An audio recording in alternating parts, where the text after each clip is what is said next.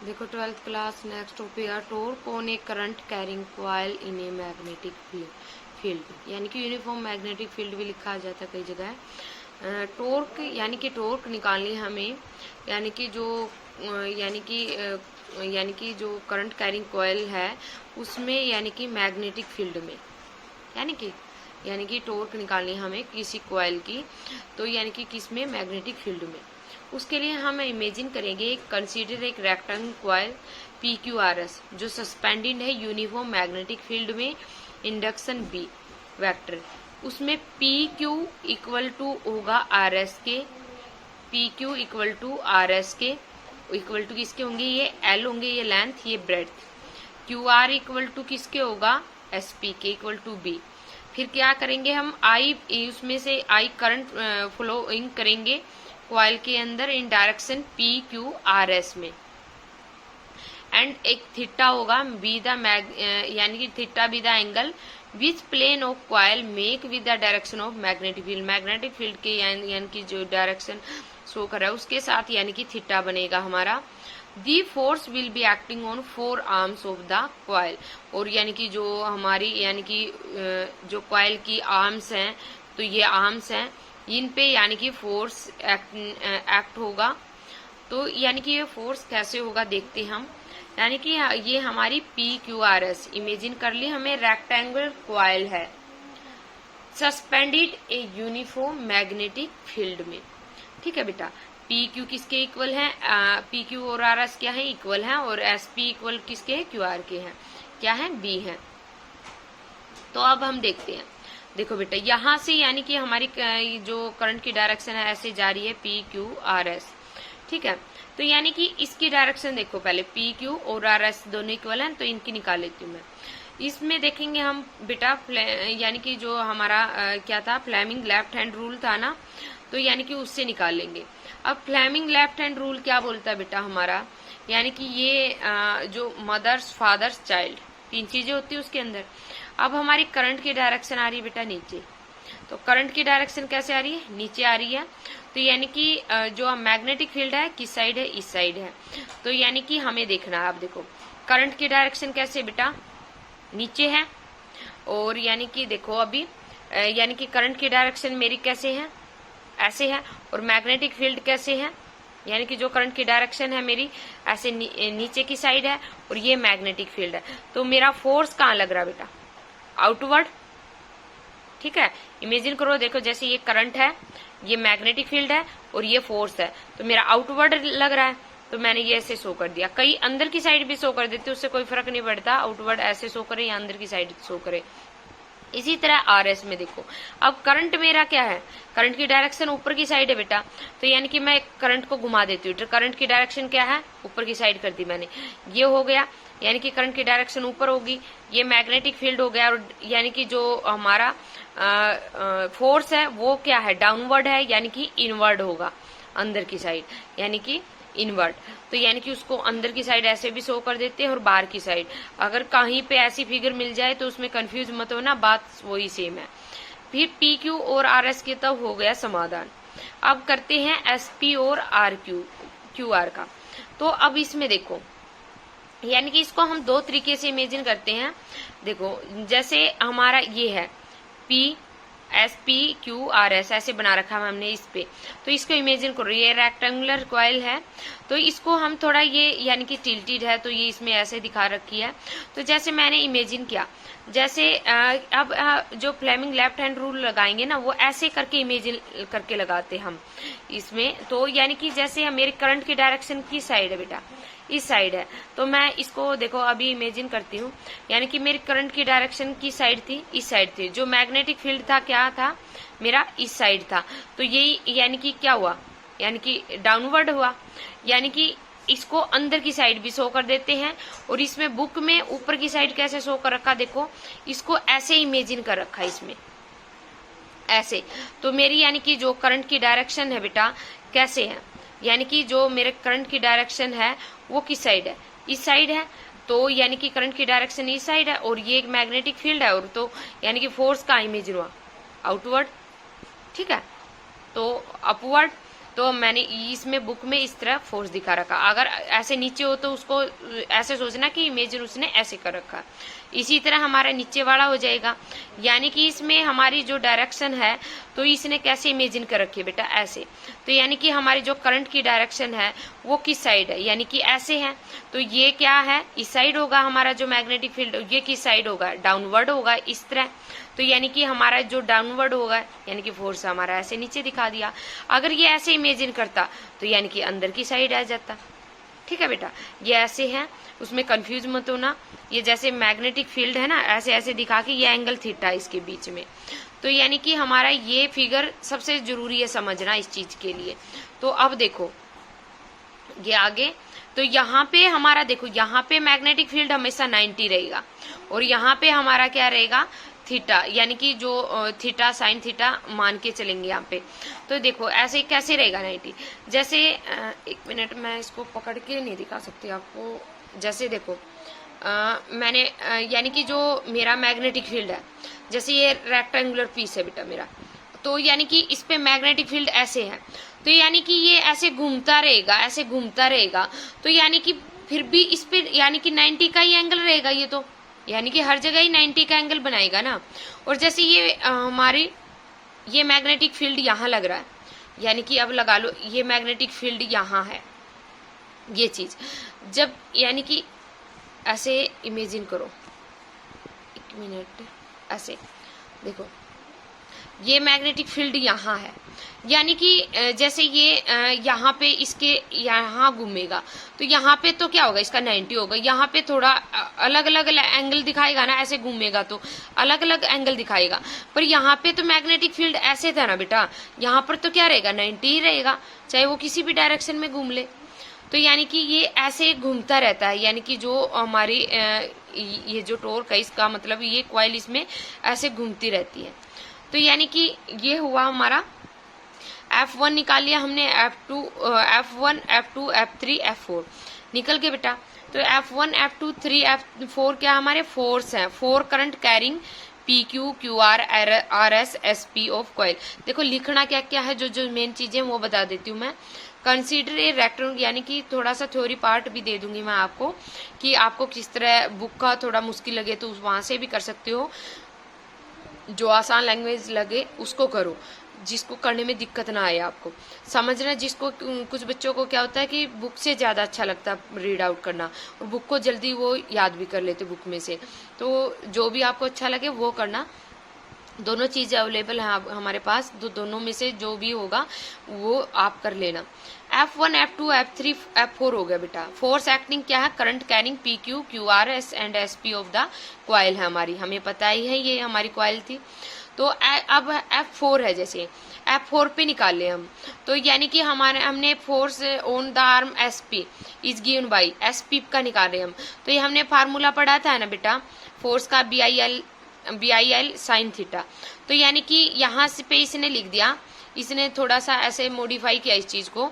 अगर आप डायरेक्ट करना चाहते हो तो डायरेक्ट भी कर सकते हो, सीधा यानी कि क्या लिख सकते हो, IB साइन थीटा भी लिख सकते हो। देखो इसने क्या किया, ISP vector cross B vector. SPB vector का मतलब क्या है, यहाँ पे क्या मतलब हुआ, यानी कि SPB क्रॉस में है, तो यानी कि क्या होगा, साइन थीटा।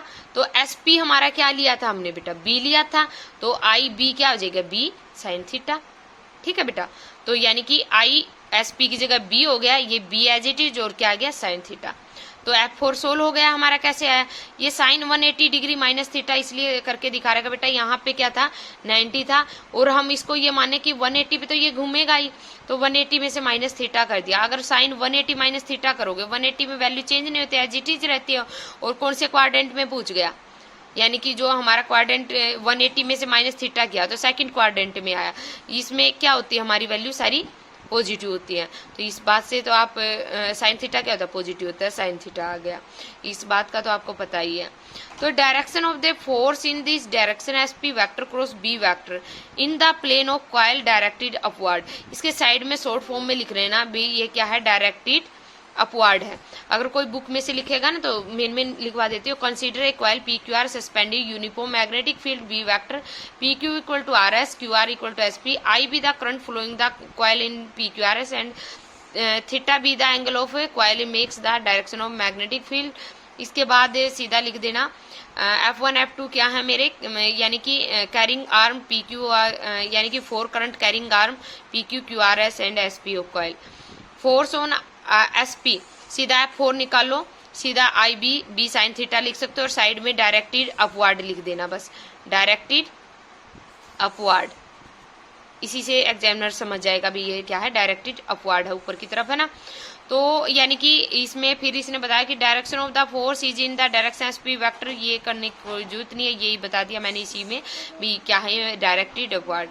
यानी कि F2 अब निकाल रखे, F2 F4 और F2 ये एक दूसरे को कैंसल आउट करेंगे, देखो कैसे करेंगे आगे बताऊंगी।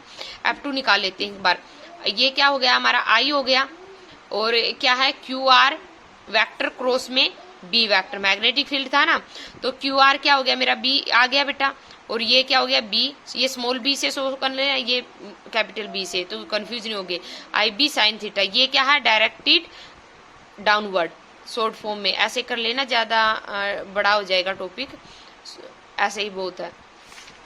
इसके बाद है हमारा भाई ये कैसे कैंसिल आउट हुए, देखो F2 और F4 आर क्या है इक्वल मैग्नीट्यूड के हैं, एक्टिंग इन अपोजिट डायरेक्शन, क्या है अपोजिट डायरेक्शन थे ना, तो स्ट्रेट लाइन में दे कैंसिल आउट ईच अदर, हमें पता है जब अपोजिट में तो क्या कर देते हैं कैंसिल आउट कर देते हैं, तो रिजल्टेंट इफेक्ट क्या हो गया कॉइल का, 0 हो गया। और now the force on R P Q का निकालो, यानी कि पी क्यू जो अपनी ऊपर वाली थी यानी कि ये वाली थी पी क्यू, यहाँ पे F1 था जो हमारा फोर्स, वो कैसे आएगा P Q vector cross B vector, P Q B sine theta, वहां पे तो तुम्हें पता ही साइन 90 डिग्री का एंगल था, तो क्या आ जाएगा एल बी आ जाएगा, वो हमारी क्या थी एल थी ना, देखो इस चीज को समझो, पी क्यू आई हो गया हमारा और एल बी ये लेंथ होगी हमारी एल और बी साइन 90 डिग्री का एंगल था ना, पिछले वाले में भी आपके करके आ चुके हैं, यहाँ पे क्या होता है 90 एंगल होता है, तो यानी कि जो आई एल बी आ गया हमारा, पी क्यू इक्वल परपेंडिकुलर किस पे है बी पे, आपको पता है इसी वजह से है भाई, मतलब कि 90 डिग्री हमने इसी वजह से लिया। According to Fleming left hand rule direction of the force is perpendicular coil directed outward, यानी कि यहाँ पे लिख लेना बस डायरेक्टेड आउटवर्ड, वो तुम्हें पता ही है लिखवाए थे मैंने वहां समझाया था, डायरेक्टेड यानी कि आउटवर्ड है, बस और कुछ लिखने की जरूरत है ही नहीं, यहाँ कैंसिल आउट करो इसको, लिखने की जरूरत नहीं, डायरेक्टेड आउटवर्ड और पी क्यू परपेंडिकुलर बी के ऐसे दिखा देना। फिर F3 निकालेंगे, आई आर एस यानी कि ये क्या था हमारा आर एस था इंटू बी और साइन 90 की वैल्यू हो जाएगी साइन 90 आई एल बी, वही हमें पता है बी आर एस परपेंडिकुलर है बी पे, और ये क्या हो जाएगा हमारा बेटा, ये क्या था इनवर्ड था, डायरेक्टेड इनवर्ड, ठीक है बेटा, ये हो गया हमारा यहाँ तक।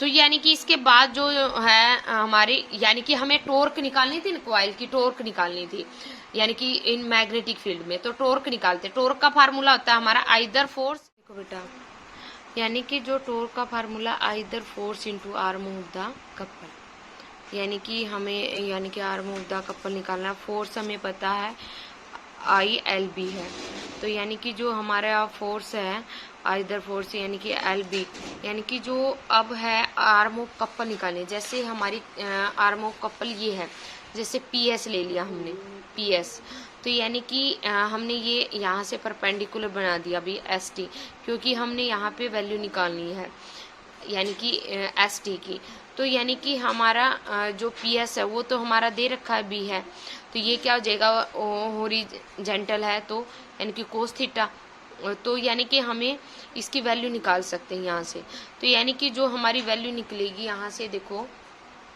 आर्म ऑफ कपल निकालने है ना भाई, इसकी आर्म, तो यानी कि हमें आर्म निकालने के लिए यानी कि इसकी जरूरत पड़ेगी, यानी कि पी एस टॉप मोस्ट ले लिया उसका, तो यानी कि S T equal to P S cos theta कहाँ से आया, जैसे ट्रायंगल एस टी पी ली थी हमने वहाँ पे बनाई थी वो इधर, यानी कि ये क्या था पी एस था और ये इस पे परपेंडिकुलर डाल दिया था, ये क्या था इस पे टी था, तो एस टी पी ले लिया हमने, यानी कि हमने देखा कि ये कोस थीटा है, कोस थीटा ही चाहिए हमें, यानी कि इसमें जो हमारा टॉर्क का फार्मूला होता है, तो यानी कि उसमें हमने ले लिया कोस थीटा इक्वल टू क्या होता है, बेस अपॉन हाइपोटेनिस। बेस हमारा यहाँ पे क्या है, एस टी है, हाइपोटेनिस क्या है, पी एस है। तो पी एस क्या हो गया, कोस थीटा हो गया, और पी एस क्या किसके इक्वल है, ए के, सॉरी बी के, बी कोस थीटा। तो टॉर्क का फार्मूला क्या हो गया हमारा, I L B cross B cos theta. तो यहाँ से क्या फार्मूला निकल सकता है हमारा, एल बी क्या है, एरिया ऑफ क्रॉस सेक्शन, तो ए रख सकती हूँ मैं उसकी जगह, आई बी ए कोस थीटा। अगर मुझे rectangular coil has an turn निकालने हैं, तो टर्न निकालने तो हम एन से मल्टीप्लाई कर देते हैं, तो एन आई बी ए कोस थीटा हो गया। ठीक है बेटा, अगर ये हमारा तो टर्न निकालने का फार्मूला हो गया, कॉइल की टर्न निकालनी है हमें।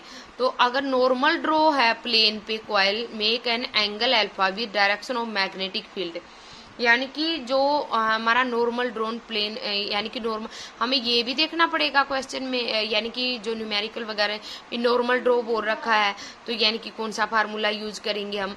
तो यानी कि ये तो एन आई बी ए कोस थीटा हो गया, कोस थीटा में हो तो हम यानी कि डॉट में होता है बेटा हमारा, और जो साइन अल्फा में तो क्या होता है, क्रॉस में होता है। तो यानी कि एन आई बी ए कोस थीटा हो गया हमारा यहाँ से। तो यानी कि जो हम आई बी ए कोस थीटा को क्या लिख सकते हैं, आई इंटू बी डॉट ए। ठीक है बेटा, तो इसको यहाँ तक करो तो ठीक है, यहाँ इससे आगे करो तो वो भी ठीक है। तो नॉर्मल ड्रॉ कर रखा, अब यानी कि प्लेन के अंदर coil make an angle alpha बना रही है direction of magnetic field.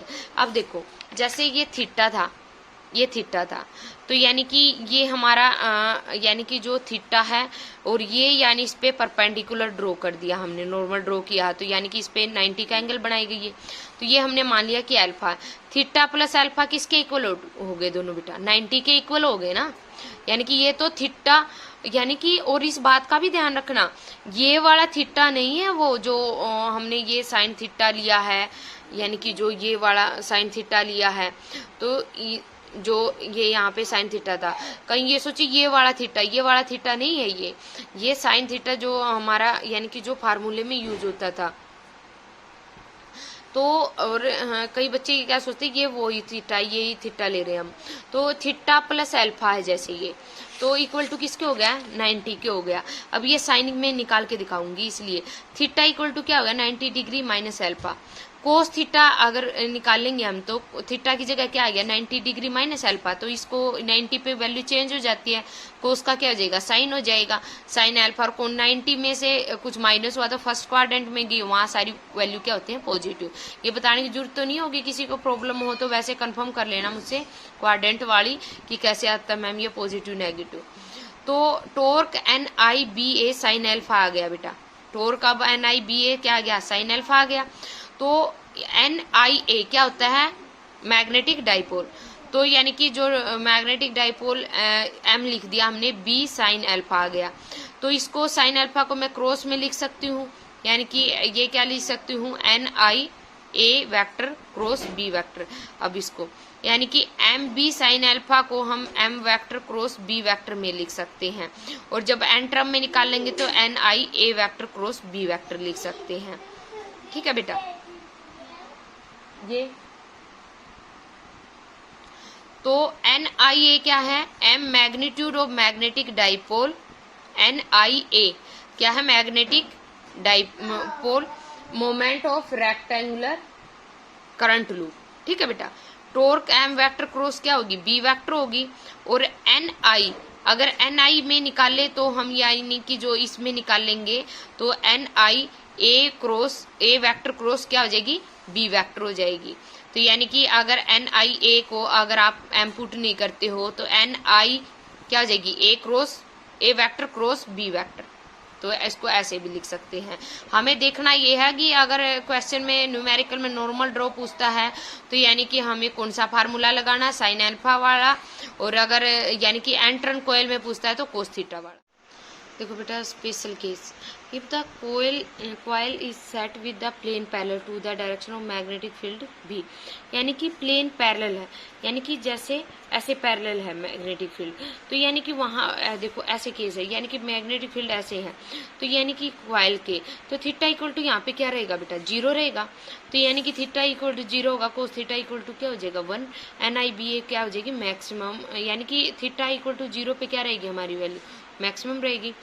In this case with radial field, radial field क्या होता है बेटा, यानी कि जैसे सर्कल में, यानी कि जिस तरह सर्कल में का फील्ड होता है, यानी कि इस तरह रेडियल फील्ड का मतलब पता है क्या है, जैसे ये कॉइल है, तो यानी कि ये यहाँ पे भी, यानी कि जैसे मैग्नेटिक फील्ड है ये ऐसे घूमती रहेगी, तो यानी कि वहाँ हर, यानी कि इसके साथ भी कितने एंगल बनाएगी, 0 डिग्री रहेगा, थीटा इक्वल टू 0, इसके साथ भी theta equal to 0, theta equal to 0, ये रेडियल फील्ड होता है। इसकी डेफिनेशन आपको मैं लिखवा दूंगी, रेडियल फील्ड क्या होता है, if the coil is set with the plane perpendicular to the direction of magnetic, जैसे ये कॉइल है इस पे, यानी कि प्लेन परपेंडिकुलर है डायरेक्शन ऑफ मैग्नेटिक फील्ड पे, तो थीटा इक्वल टू यहाँ पे क्या होगा हमारा 90 होगा, थीटा इक्वल टू 90, तो यहाँ पे हमारा यानी कि 0 रहेगा, यहाँ पे वैल्यू हमारी क्या रहेगी मिनिमम।